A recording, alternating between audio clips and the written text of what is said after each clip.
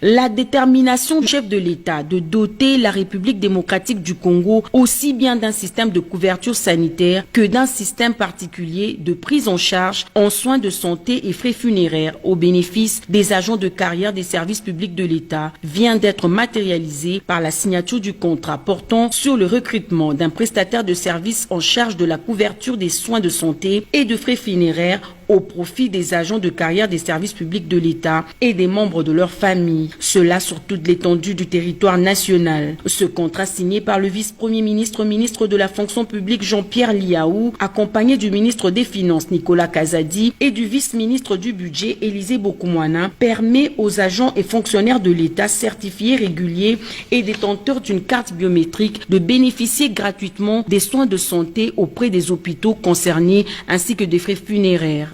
Sous la coordination du Premier ministre, suivant la vision tracée par son Excellence Monsieur le Président de la République, nous sommes déterminés à poursuivre le combat contre la pauvreté. Beaucoup de fonctionnaires meurent faute de soins appropriés.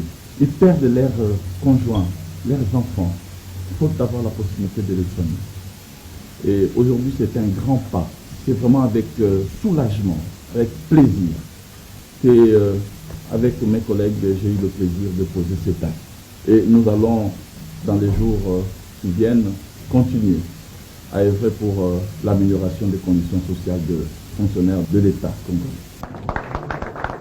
Avec la signature de ce contrat, le gouvernement de la République, que dirige le Premier ministre Samalou Kondé, démontre sa détermination d'œuvrer pour l'amélioration des conditions de vie des agents et fonctionnaires de l'État sous le leadership du chef de l'État, Félix-Antoine Tshisekedi Tshilombo. Les mesures d'encadrement pour garantir le suivi du respect des clauses ont été envisagées. Le VPM de la fonction publique Jean-Pierre Liaou a annoncé la mise en place d'une commission interministérielle pour veiller sur la mise en place de ce contrat. À la même occasion, le vice-premier ministre, ministre de la fonction publique Jean-Pierre Liaou a procédé au lancement de la première phase de départ à la retraite des agents publics de l'État dès le mois prochain. Une première vague de 5000 agents va bénéficier d'une mise à la retraite digne avec une enveloppe de 10 000 $ comme frais de transport.